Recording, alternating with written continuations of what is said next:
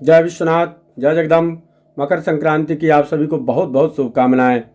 इस बार संक्रांति के पूरे काल को लेकर लोगों के मन में दुविधा की स्थिति बनी हुई है। 14 जनवरी को संक्रांति मनाएं या 15 जनवरी को संक्रांति मनाएं। इस संक्रांति का पुण्य अत्यधिक होता है। हर कोई इस संक्रांति का पूरे लाभ लेना चाहता है। जब ग्रह एक राशि से दूसरी राशि में जाते हैं, अर्थात ग्रहों की जो राशि बदलने की प्रक्रिया होती है वही संक्रांति कहलाती है। सभी ग्रहों की संक्रांतियां होती हैं। उन संक्रांतियों का भी पुण्य काल होता है।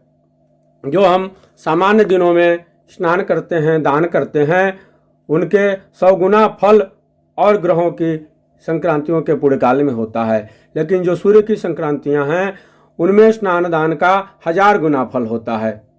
इसीलिए हर कोई सूर्य की संक्रांति का फल प्राप्त करना चाहता है। इस पुण्य के लाभ से कोई वंचित रहना नहीं चाहता।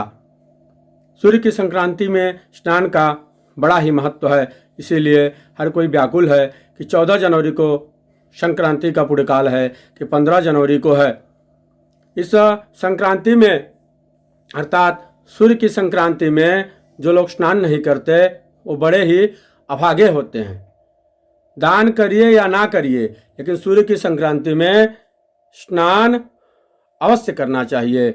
रवि संक्रमणे पुण्ये न स्नायाद यदि मानवः सप्त जन्मसु रोगी स्यात् दुख भागी च जायते। सूर्य की संक्रांति में जो लोग स्नान नहीं करते वह 7 जन्मों तक रोगी और दुखी होते हैं। इसलिए सूर्य की संक्रांति में स्नान अवश्य करना चाहिए।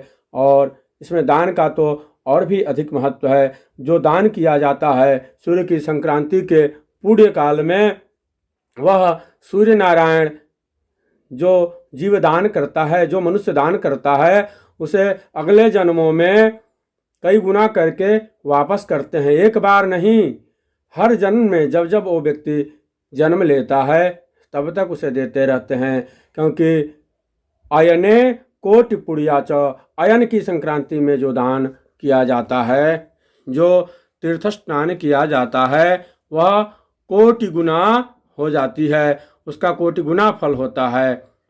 तो यह संक्रांति, यह मकर संक्रांति 2025 में कब अधिक पुण्यदायक है, कब इसका अधिक लाभ मिलेगा, यह जान लेते हैं। इस बार 14 जनवरी को 3:27 पर दोपहर के बाद अपराह्न में 3:27 पर सूर्य की संक्रांति हो रही है।